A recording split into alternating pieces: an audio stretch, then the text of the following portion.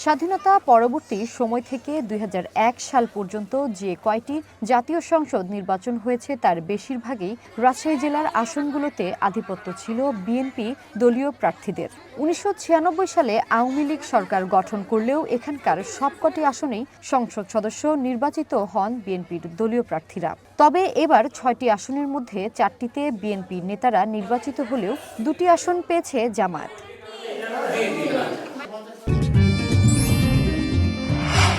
Ama Authentic Brazilian Coffee। Rajshahi বিভাগ জুড়ে বিএনপির যে আধিপত্য প্রত্যাশা করেছিলেন দলীয় নেতারা, বাস্তবে তা ঘটেনি।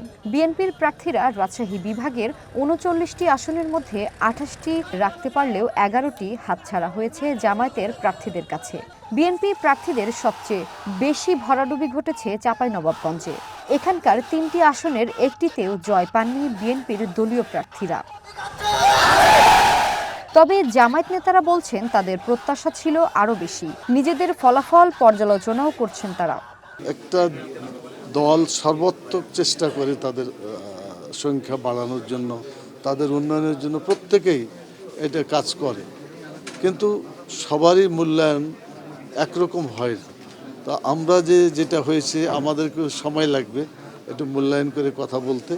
এক্ষুনি রেডিমেড কোনো কথা আমি বলতে চাচ্ছি না। সময় মতো ইনশাল্লাহ কেন্দ্র থেকেও আসবে, আর আমরাও ব্যক্তিগতভাবে তখন বলতে পারবো সেই আলো। বিএনপির নেতারা বলছেন দলীয় প্রার্থীদের প্রত্যাশিত ফল করতে না পারার পেছনে বেশ কিছু কারণ চিহ্নিত করেছেন তারা। অনুসন্ধান শেষে দলীয় প্রধানের কাছে এসব কারণ তুলে ধরার প্রক্রিয়া চলছে। তারেক রহমান বলেছিলেন যে মানুষের ভালোবাসা অর্জন করো, মানুষের কাছে যাও। ফলে এই ক্ষেত্রে যারা প্রার্থী পরাজিত হয়েছেন, আমার মনে হয় তারা তারেক রহমানের সেই মানে আকাঙ্ক্ষাটা ধারণ করতে পারেননি।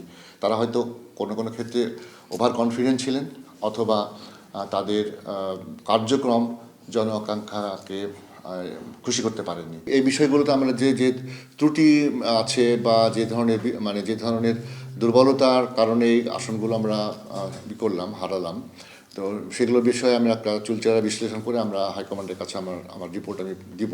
প্রত্যেকটা আসন ভিত্তিক ৩৯ আসন ভিত্তিকে রিপোর্ট দিব।